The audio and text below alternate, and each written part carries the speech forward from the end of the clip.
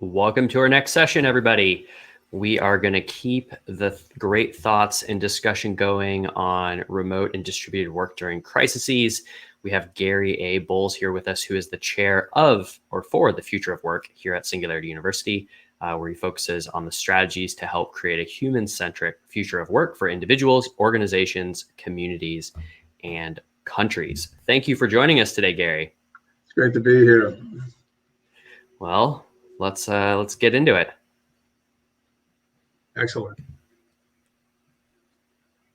All right. Well, good morning from San Francisco. I just want to give thanks to Adam and the team for all their hard work to pull all of this off. There's so many people working behind the scenes at Singularity University to make this all happen.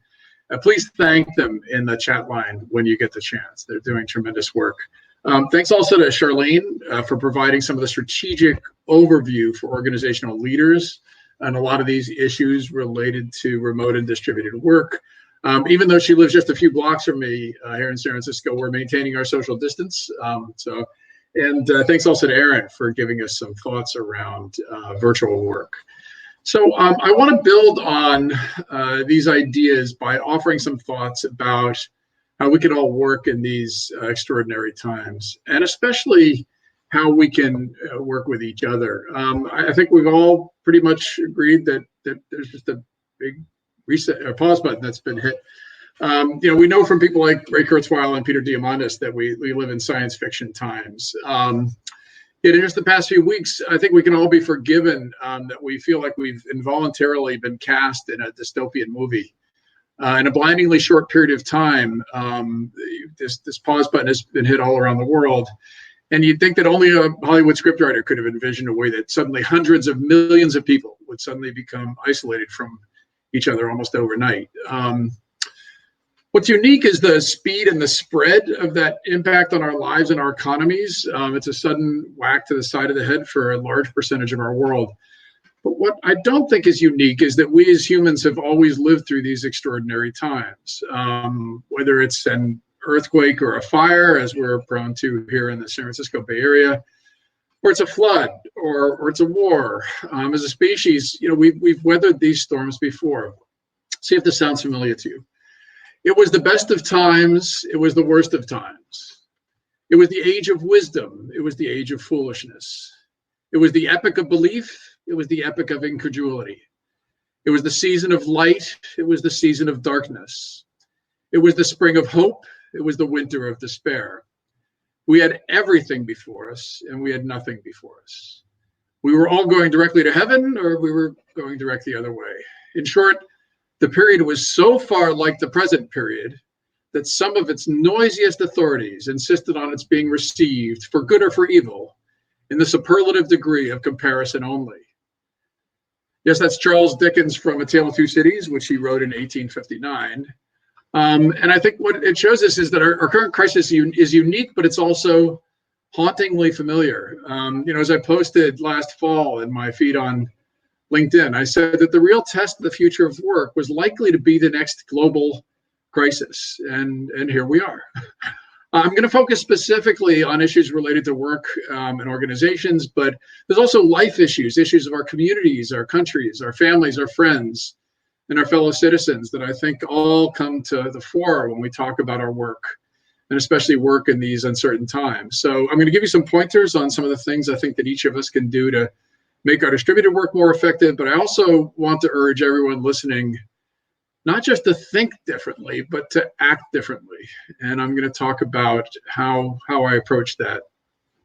And I think one of the best ways, we talk a lot at Singularity University about what happens when we've got this sort of reset button on what we do for organizations and what we do in times of exponential change. It's also a reset button for work, and especially for so many of us who are now distributed. And I think what we need is to think of not just the techniques and processes for when we suddenly find ourselves separated by virtual distance, but how we develop the mindset and the skill set. And as a matter of fact, in any domain, it's this yin and yang of helping to ensure that we not only have the the tools and techniques that Charlene was talking about, but we also have a mindset shift. So the difference, highlighting the difference that I show is,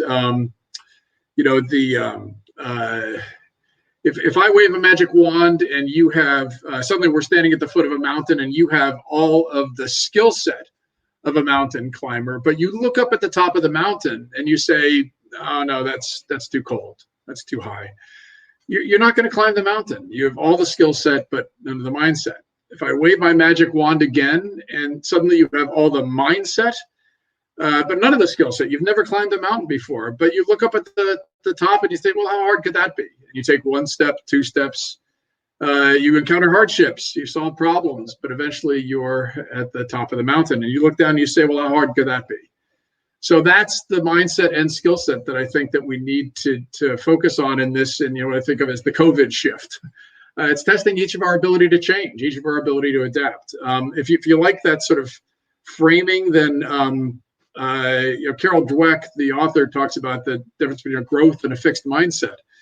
And there's nothing wrong with a fixed mindset. It's just that in times of exponential change, it's much, much harder to be able to continually adapt. And I think that's a challenge for all of us, but especially, for those of us who have become more accustomed to work that is actually pretty consistent and pretty much the same thing day to day. And so developing that growth mindset is critical. So I'm going to point to a range of different resources as I go along.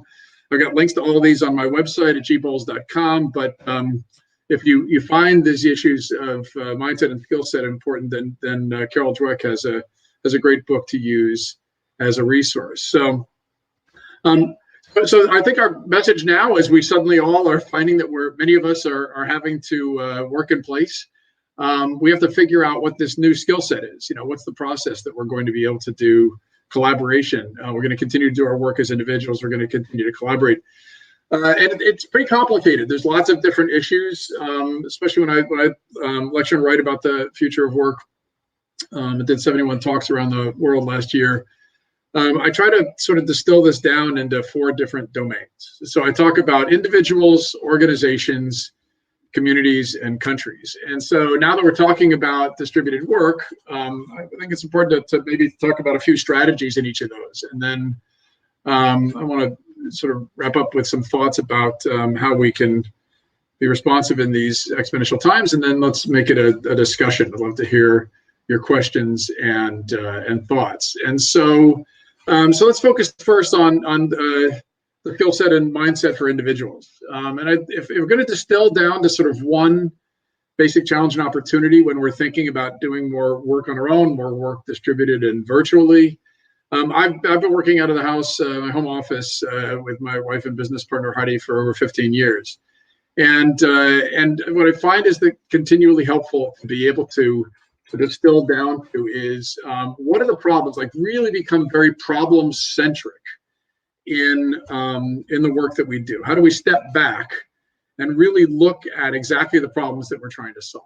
And so I often say work is just the 3 things. It's a problem to be solved, whether it's a dirty floor or complex market entry strategy or the designing a new product for our customers. How do we solve problems? We perform tasks, and how do we perform tasks? We use our human skills. So, and it turns out in many organizations, we tend to have lots of tasks and we group them together. We call them processes, and then we sort of fall in love with our processes and we forget the problem that we're solving.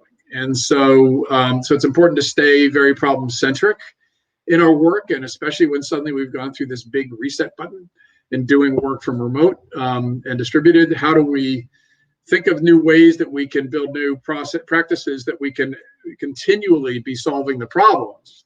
And how do we rethink those processes so that they're as effective as possible?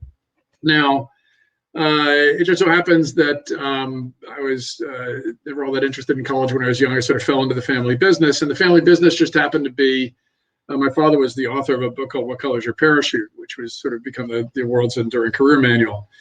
And what he saw was a pattern of how we work and what the work environment was. And he said, well, we have these skills, that we apply to human problems and our knowledges, but we also have a workplace. We've got sort of the physical context. We've got geographical conditions where we work. the kinds of people that we work with, that we see on a regular basis, and of course then how we're compensated. And I'll talk a little bit about purpose later on. What's happened in the COVID shift is suddenly issues related to the workplace, related to our geography, related to people that we work with have all become, as my friend John Hagel at the White Center for the Edge says, unbundled. And so this is what kind of looks like in this era. We go from this sort of construct, this use case of a job, to all these different pieces sort of being exploded. And now what we used to think of as a fairly stable environment of the workplace has become completely unbundled.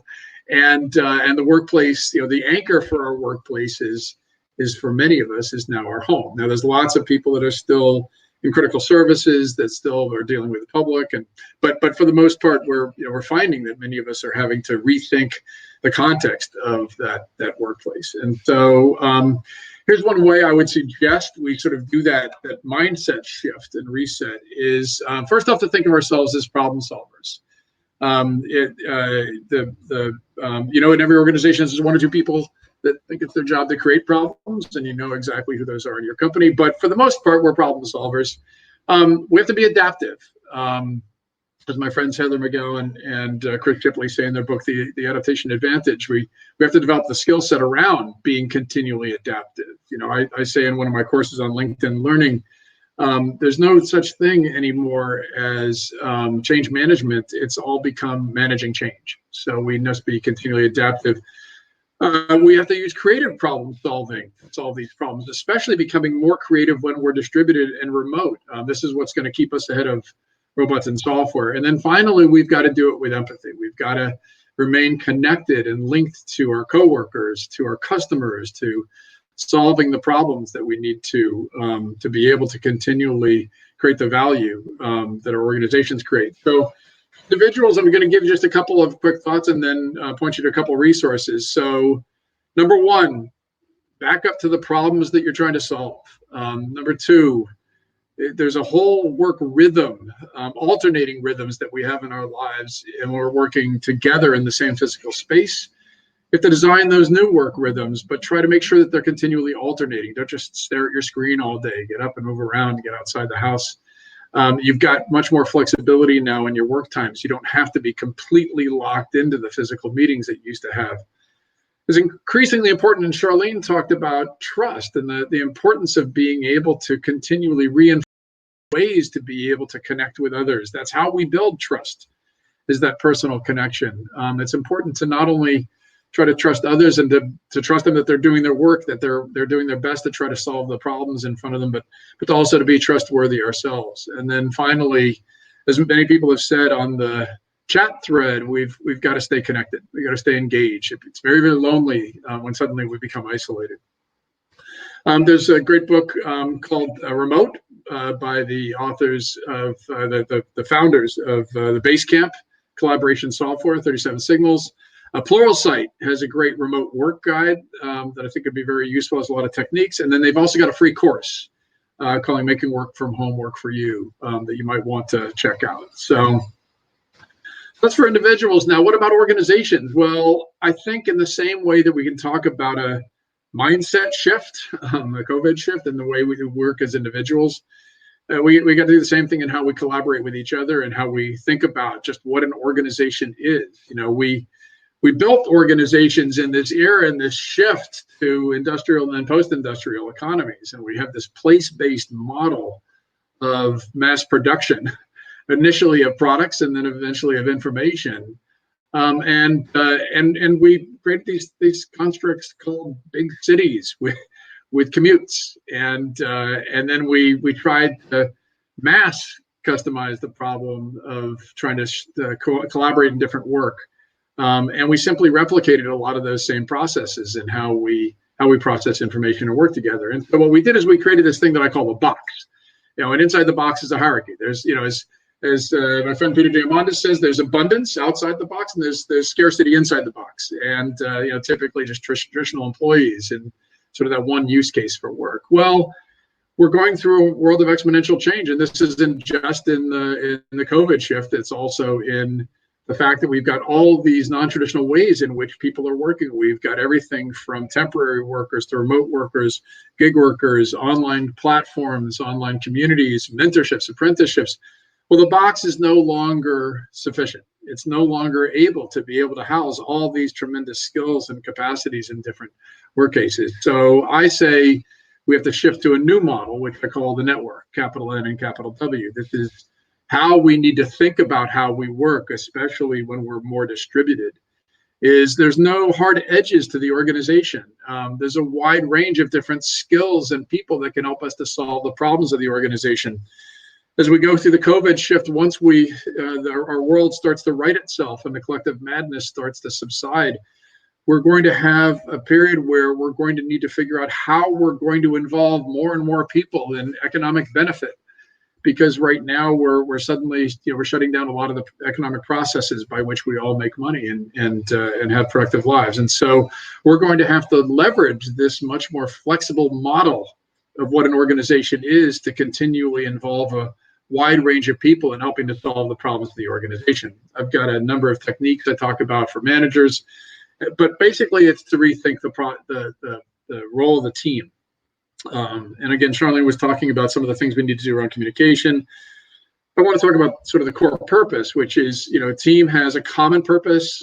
They've got a coordinated effort in what they're doing, and they hold themselves mutually accountable for results. And then I always say, then they dynamically bind around problems. And in this era where we're more distributed in our work, it's critical to think about how you define the problem that you're solving. Every time you get on a video call with your coworkers, that's a great way to start. What is the problem that we're solving here? And try to be as efficient as possible so you can then move on to the next problem. So, and if you look at the folks at Buffer, have a great way of thinking about this. Is we went from this sort of office-based, the people that were solving the problem were all in front of each other, and then you start to move along this slider. Now you've got maybe some home options, letting people work from home every now and then. Then you've got one or more workers that are remote but are in the same time zone, and now they're in multiple time zones. And now you've got nomadic workers, and everybody's very flexible. And so depending upon the kind of work, kind of organization that you have, you're moving along this slider, and we suddenly, when we hit the reset button, we suddenly all became distributed teams. And I think it's important for us to continually think of the ways that we can leverage that process and be able to build much more flexible work environments to be able to continually manage our distributed work. Just some ideas for that distributed team and for the ways we can sort of set the reset button for the organization. First off, help teams within the organization to redefine around those problems to be solved. Secondly, I know there was some question somebody had of Charlene about teaching and learning. My great friend Esther Wojcicki, who wrote the book Moonshots in Education, she talks about some great techniques for doing that. It turns out they're very useful as well for thinking about rethinking the manager's role. She talks about going from the sage on the stage to the guide on the side. And this is really what the role and opportunity for the manager is. No longer this, as Charlene was saying, the person with the answer, but the person with all the best questions. I think it's also critical as we go through this sort of recovery from the COVID shift. How do we rethink location? How do we not replicate these same challenges that we've created by being so place-based that when we get these resets, it's very difficult for us to be able to adapt? I haven't talked at all about how technology can be useful, about how AI can help us to develop our own superpowers. One thing I want to caution is we automate more and more tasks. And of course, when we go through this kind of reset, we're going to have an impetus to try to automate more and more tasks. I want to urge decision makers to think about how to make that as inclusive work as possible, not just to quote unquote free up workers with AI and robotic process automation to make sure they have new work. It's not, 100% freed up worker is called unemployed. So let's not do that. And then finally, build processes for training for adaptability. How do we help people to continually not think of this as some change management process, but continually managing change? The Bible on this is John O'Doin's Distributed Teams book. He's got a ton of great techniques. I've also got a course on LinkedIn Learning about developing adaptive managers, but the basic premise is If you go to John's blog at oduin.com, you'll see he's actually got a blog specifically about how to go through this kind of adaptation to distributed work. And as Shirley was saying, it's very important to think of this as distributed work, not remote work, as in we're remote from each other. I haven't the remotest idea how we're going to figure all this out. It's actually that we're distributed, that these are continually shifting work contexts. And we have to think of this as the new normal. If you're an organization leader or an HR and you need documents or policies to help you to sort of work this through, draft policies, hrm.org. SHRM.org has a lot of great resources to be able to use. So we've talked about individuals, organizations. I want to talk about communities. And we tend to ignore an awful lot of this when we talk about the future of work, and we talk especially about distributed work is communities. We know, you can see looking around, the impact of this reset and this isolation on your community, on workers, on people who do not have the capacity to be able to work from remote. What are the ways we can think about how we can ensure that we are building a set of inclusive solutions? Once we've gone through this isolation period, we're going to go through a process of reconnecting. Well, there's a whole bunch of people that are not, it's not easy for them to reconnect. If you look at this chart that Bloomberg put together, on the low end to the right is wages scale, and it's actually the jobs that pay some of the lowest that are the hardest to work from remotely. These are the people that are on the front lines. They have to continue working through this era, or if they can't, then they suddenly have huge economic challenges. So it's the people that make more money, typically the people that can work more remote, that are, these are high-class problems that we're dealing with. They're still challenging, but we still have the opportunity to generate a paycheck. And there's a lot of people that are not going to have that same capacity. And so as we recover from the COVID reset, what are the things that we can do to continually reinvest in making those connections in our communities? And remember that there's actually two kinds of problems. So I talked a lot about that work is our human skills applied to tasks to solve problems. Those are the problems that we choose. But there are also problems that choose you. You didn't choose to be homeless. You didn't choose to be handicapped, to be subject to war, to be a migrant, to be a refugee. There's tons of problems in the world that choose you. And there are people that have those problems have chosen them in our communities. What are the ways we can build a very inclusive set of processes in building strategies around how we make for more inclusive work? So here's some examples for you. If you're an organizational leader, help your organization to become more flexible. Require workers to work from remote for once a week when they can, depending upon their work, so that they can continually build this flexible tissue of being able to continually adapt. Whenever you can, hire distributed workers. Don't just focus on what I think of as the dystopian future, where some other speakers were talking about we might have 80% of all the humans on the planet in a big city. That doesn't sound like a great future to me. Hire from people in remote areas and leave them in place. And also hire non-traditional backgrounds. Look for the people that have been affected. Look for the people that have the transferable skills that might help you to solve the problems of your organization. And think about those are the people that you hire as we go through the process of rebuilding from the COVID shift. So I've talked about individuals, organizations, and communities. Now let's talk about countries. Let's talk about how we think about this collectively. So my old friend Clay Shirky, John O'Doon reminded me, he's got this great quote. It isn't about technology at the end of the day. As much as at Singularity University, we talk about exponential technologies, as much as Ray and Peter help us to understand all of the ways that we can leverage these exponential technologies. At the end of the day, it's about new behavior. It's how we act differently, and we act differently when we think differently.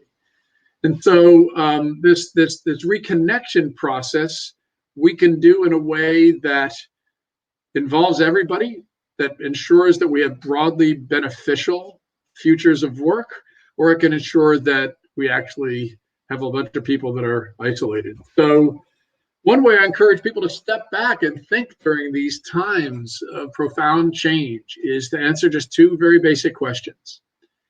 In 10 years, what will we wish we had done today? When we're looking back in 10 years, how will we be saying to ourselves we did the right things? Running to the grocery store and buying all the toilet paper you possibly can might not be the kind of thing you look back on with all of the best views of your prior self, but to think of the ways that we think of how we're all continually working together, collaborating to create that more positive future. And then if we're successful, how will we know? What are the sniff tests? What are the results we're going to look for when we've built that more inclusive future? When we're trying to ensure that we all have the in place and the distributed work that we all need to be able to thrive. So here's a couple of suggestions. We need to figure out what are the policies as countries, as regions, as a global workforce. How do we help people to continually find or create meaningful, well-paid work? How do we create the policies that can reduce the friction, increase access? Because we know that there's going to be a ton of people that are going to need to either create new work or are going to need to be able to build what I call portfolios of work, where work is going to come from a range of different sources. We need to change the paradigm around learning. We need to continually figure out the ways that we can have access to lifelong learning resources so that we can all continually solve the problems of tomorrow. And I want to suggest a model for this. So when you're young and you first start working, there's only one question normally when you sort of fall into the work box unprepared, is how can I make money? Is what are the ways that I can actually feed myself, feed my family, put a roof over my head. But after a while, you start to realize that there's an opportunity to actually do things well. If you do something okay, you get paid a certain amount of money. If you do things well, you get paid a lot more. So then it becomes the learning for many of us is what you do, what you get paid for, and what you can do well. Now, some people stop there. But as my father found with What Color Is Your Parachute, if you help people understand that they have superpowers, they have unique skills to allow them to solve the problems of tomorrow, well, then there's work that you love. There's work that you can do that you feel motivated by. And then some people stop there. But in a world of constant change, where many, many people have problems that have chosen them, many people have the opportunity to be able to figure out what does the world need. And so this, I think, is a model for a fulfilled life, is what you get paid for, what you do well, what you love doing, and what the world needs. And it just so happens that this is the Japanese practice of ikigai. And so this is where I think we all have an opportunity to go through that mindset shift. Is because we're in Silicon Valley, there's a stack. Many of us move up the stack in our careers. And eventually we think, oh, when we make lots of money, well, then eventually we'll do what the world needs. Well, young people are coming out of school and they're doing exactly the opposite. They're saying, what does the world need? If I do that, that's what I'm going to love. If I love it, I'm going to get good at it. And if I get good at it, I'm going to get paid for it. And so this is a way to hit the reset button in what we think of in terms of the world of work that we all want to build. Also a chance to do what I call the annual career checkup and make sure that you have actually thought about this model in your own life. There's a great chance as we're going through this pause period to do some of that thinking. It's also a great chance to think of what we think of as dangerous opportunities. This is actually the Chinese character for crisis, wei shui, which is dangerous opportunity. Unfortunately, when we see danger, we tend to narrow down to who we think of as us. So we think of the concentric circles as just being family and friends. But I'm urging you, I think, to think about what the world needs. And we need to move beyond it to continually think of the inclusive processes where we're helping the people who problems have chosen them. We're thinking of all the inclusive ways that we can think of this as an opportunity to build more inclusive futures of work. And as I say, to ensure that there's no human left behind. So as I said, go to gbowles.com to see a bunch of these links on my website. And now I think I'm going to unshare the screen, and I'm happy to run through some questions. Awesome. Thank you, Gary. I think that's a really good slide to leave up if you have the space. Oh, no, you're fine. You're fine. Sorry, I just watched it. Is there I couldn't remember. Did you have a short link for people to grab or download your slides? Yeah, just go to gbowles.com. Just go and you'll see, just look at reading materials on gbowles.com. It's the easiest way. gbowles.com. Yeah, gbowles.com. Sorry. I think I got it right. Awesome. Yeah. Thank you for that. There were multiple moments where I was like, Gary's got more to say, doesn't he? He has more to say. And I was like, oh, now we're going to communities, and now we're going to countries. Yeah, so I just absolutely loved it. Let's take some questions from some folks. So the top one comes from Wendy, and she asks, as the future of work is rapidly changing from the industrial model, what do you see as some of the most valuable skills that we should be teaching our kids in the future? So I always ask, it's a great question. So I'm always asked by parents around the world, two different use cases, young kids and then kids sort of at that inflection point, 15 to 18 and then beyond. So with young kids, I always say, if I've seen any sort of consistent characteristic for kids that I think are going to do just great, it's that they're all in on something. With my son Christian, when he was young, it was bugs, it was insects. If you'd asked him when he was 2.5, he was going to be an entomologist someday, he would have said, "Well, I am an entomologist." But then it's not bugs, it's something else, right? And so what you want is you want to continually encourage your kid to go all in on something, and it's math through bugs, reading through bugs, stories through bugs, whatever it is, and then it's dinosaurs, and then it's bows. It doesn't matter what it is. So if you continually encourage them to have those passions. And then when the kids are older, parents often ask me, especially at that 15 to 18 point, how will my kid be happy and successful? So my first response is drop successful. We're following the old rules of work. We used to think that, going to the right school and getting the right degree and getting the right job and the right field, that's too many rights. All those many rights make a wrong. That's our model. And kids today, they've got a portfolio of work. They're coming out of school and they're sure, they might have a day job, but they're driving for Uber and they're working on a startup with their friends. And this is a portfolio just like your investment counselors who just get to distribute risk. It's a rational response to an exponentially changing world. And so I come back to those 4 skills in general. Problem solvers who are adaptive, creative, with empathy. So if you teach your kids those 4 things, you stop solving the problems for them. They fall down, let them get up themselves. They just solve the problem, let them figure it out themselves, and help them to adapt and do it with creative problem solving, and especially with empathy. They're going to be just fine. And those are also the skills that you can't ever be too good at. We're constantly improving or sharpening that axe, or whatever the analogy you want. Those 4 things. I could not agree more. All right, let's grab one more. Actually, we've got time for more than one more. It's hard to get. Oh, okay, here's a good question. So for folks that might be working from home for the first time that have kids, do you have any tips for helping that they can use to help maybe others understand the challenges that come with having kids at home? And I'll piggyback on that with the folks at Basecamp. You mentioned them earlier. They shared publicly this memo that they sent out to their company today that was basically like, listen, we know what's going on. We see you. We know your challenges. What's most important is your family and your health. And so if that means that you're working part-time, full-time, quarter-time, whatever, do what you need to do. But what are some of your general advice for parents that are at home right now with kids? So I'm going to put those in 2 different contexts. So what you can do with the kids yourself and with coworkers. So the first thing is, not going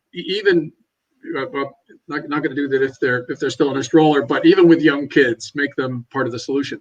Help them to be problem solvers. Help them to understand, that mommy and daddy, we've got this sort of new world that we're living in, and we've got these work things to do. Well, help me to figure out how I can do this. How can I set up my work environment? How can I figure out the times of day that I can work the best? How can we make sure we've got the times where we're together and we're always doing the things that are fun together, but how can we make sure that we get our work done too? And then what are you going to do while I'm getting my work done? What can you do that could be supporting the work of the family, but still be fun for you? Make them part of the process. And do sort of daily rounds during the dinner table. How did it work for you today? What problems did you solve? What new problems do you want to try to solve tomorrow? So that you're encouraging all the skills that we were just talking about. And then with coworkers, Charlene, I think, mentioned a couple of the sort of techniques around the process of communication. So think about starting each meeting with a quick go round. What's the one thing you're dealing with in your life right now, your personal life? So we can just make sure we all have empathy. And it doesn't mean we're going to solve your problem for you. It doesn't mean that you're bringing your problem to just, to tell us all to complain about it. It's that each of us have challenges we're trying to deal with. I've got a 93-year-old mother in a nursing home. I've got to figure out how I'm going to keep the kids focused on their schoolwork, whatever that is. And then if, with coworkers, just to create that fabric of empathy on a regular basis, even with senior leaders in an organization, I guarantee you're still dealing with those same challenges. For sure. And I think to summarize there, what you're, at least what I took out of it was, I love the idea of do it together. There's so many ways that you can get other people involved right now that you might not be thinking of, right? Where it's, well, normally I would just set up my workspace and go to work, but doing it with your kids or doing it with your spouse or talking to your friends about how they're setting up, there's just so many opportunities to collaborate with others if you take an extra pause to think about it. And then the second piece is just being open with what you're dealing with. It is such a superpower, being able to put that vulnerability into your day-to-day life. You can have your kids go research, go talk to their friends. What are they doing to help their parents to make sure that they're doing the work of the family and the work that needs to be done? So, and it's the same thing with coworkers, is what resources have you found? Is there one place you have found that can help me to figure out like what I'm going to do to make sure my kid is able to stay engaged with his or her fellow students, for example? Your coworkers should be great resources for that too. Yeah, for sure. So let's go to Carlos's question next. He is asking about the best way or the best approach to handle fear of change. When a company is trying to shift from the mindset of, I have to see you in your seat to be able to work, to know that you're working, versus when I can't see you, what do I do? What can people do to help their organization make that shift? So first off, I blame us for coming up with a model where we've taught a manager that they need to be the sage on the stage as opposed to the guide on the side. We failed. We failed the managers of the world. So we need to figure out what are the incentives. I actually been spending a lot of time working on a book on the future of work, and there's a ton of neuroscience that helps us to understand just the way our minds work around risk and trust. So one of the most important things is to come back to this basic of the problems to be solved. So what any manager has is essentially their feet are being held to the fire that the work of the group is being done. Unfortunately, we fall in love with the process, the steps that we feel we have to go through to solve those problems without stepping back and really rethinking what the problem is. And Charlene's right in that there's a ton of processes that are really, really important to help us, especially when we communicate. But in terms of the problem solving itself, that's something that a manager can actually do. Rather than starting a meeting and listing out, okay, here's the stuff I've got for you to do, the manager can say, okay, now here's the 3 problems I think we need to solve. You tell me when you think between you can come up with the solutions for this. And then, okay, great. 3 days, great. We're going to come back in 3 days. And that is dialing down a whole bunch of the control for the manager, and it's dialing up the perception of risk. Make the risk explicit. So help the workers to be able to understand, okay, so if we don't hit our deadlines, then here's the critical path we're on for these other people. Now let's make sure that we're actually beating that deadline so that we don't have the risk, create the risk for others. And so that is nothing but a process of communication. Yep. It's amazing how much communication, or how often it just comes down to communication. So if you don't tell somebody, you don't share it, they don't know, and it just creates those unnecessary challenges that we come across. Yeah. I've got an exercise that I suggest. I'll just tell you really quickly. and you probably won't do this during the COVID reset, but maybe you will. Your manager, you tell your workers, all right, I want you all together to use a virtual whiteboard or a Google Doc, and I want you to list out all the problems that you solve. And then I want you to list out all of the tasks you perform to solve those problems. Then I want you to list out all the skills you have. And then I want you together in a virtual team, distributed work, I want you to rejigger all that. I want you to figure out whose skills are going to be used to solve what problem, because now we've had to do a reset. We're doing a rethink of all the ways we're solving these problems. That exercise alone as a manager is going to help you to be able to step back, some of the control needs. If you once you see the ways that workers, they're so much smarter about solving these problems than we ever give them credit for. To let them come back to you with the ways that they're going to adapt their work processes in this era. Absolutely. Let's go. We'll kind of stay in this zone of workspaces, actually. So Claudia asks, do you have any tips or recommendations for how to think about the different spaces that you have in your house, like workspace, living space, children let off steam space? So I don't want to say well let me put it this way. There's a range of different opportunities that each of us have. If you're living in a studio apartment versus large home or something in between. I'm gonna sound like a broken record on this. First off, bring your kids into the process. Like, let them understand that's a problem to be solved. Let them understand noise levels and how clean or not things need to be. Let them understand there's times and there need to be signals to be sent. If you're on a video conference and the kids run through doing a game of hide and seek, then maybe that's okay and maybe that's not. So you've got to figure out what that process is. I'm a big fan of letting the kids put up signs, put up labels, let them mark the territory of those different zones, and let them mark your work zone. So if there's a place you need to be able to have, even it's just the couch in the living room, where you need to be able to, especially have a cone of silence or a zone where you can get work done at particular periods of time, figure out what that process is between you, and put up labels so that the space is actually clearly defined. That's great. Let's end on something maybe a little bit more personal. Can you tell us about what does your home space look like, and what is life under shelter in San Francisco like right now for you? Well, so because I've been doing this for 15 years, my wife and I, we're in a same rented flat in San Francisco for 24 years. So we're actually in what used to be called the fainting room, and it's a tiny little room with no door. Where in the Victorian era, women supposedly went when they had the vapors, whatever that was, and relaxed in the afternoon.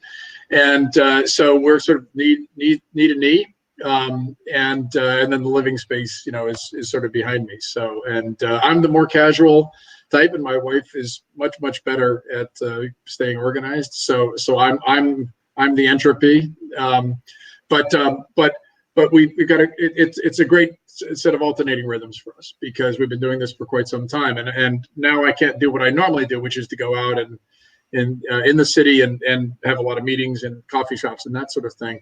But now we have virtual coffee, so we've built that. We got to build more and more of that into our daily routines. Fantastic. Well, any parting thoughts you want to share with the group? So I just want to come back to the opportunity for each individual, for everybody that's listening here, is for you, for your work, for what you're doing in your career.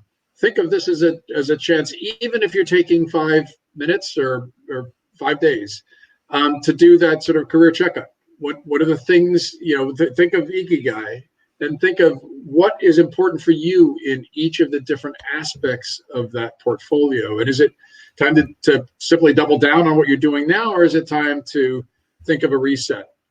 This is what we see coming out of these eras. This is the opportunity, is to think about how to go through that process of adaptation and reinvention, and especially then if you feel that you're on top of that, then each one teach 10, help 2 other people, help 10 other people to go through the same process themselves, because we're all in this together.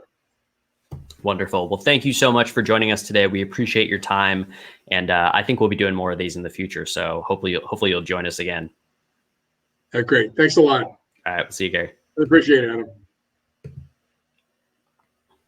All right. So that is the most of our chunk on remote work, distributed work. We definitely will be creating content on that moving forward. So hopefully y'all will come back and join in. We're going to switch gears and go to education next with Joss Sturks, who should be joining us here in a couple minutes to talk about how we can make the most of learning in a global pandemic. So that will be what is up. Let me do a couple quick housekeeping slides for those of you that might just be joining us for the first time today. There we go.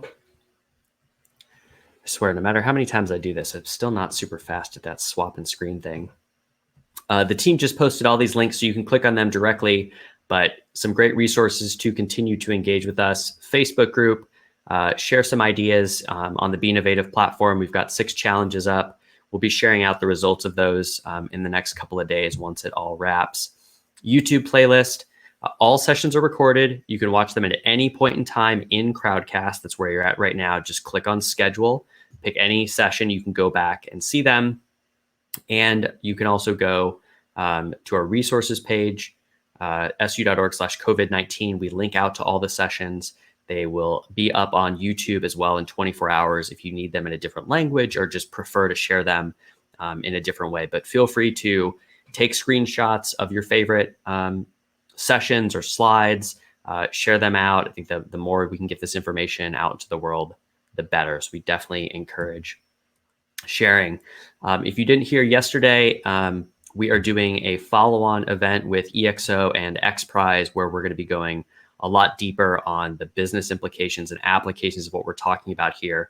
Less COVID-19 itself. We thought all of that should be free and available, but though, how is this going to impact your business, ecosystem, communities, and what you can do about it? So if you want to do more workshop type stuff, more connections, go to exoworld.live/SU to get signed up for that here in about a month.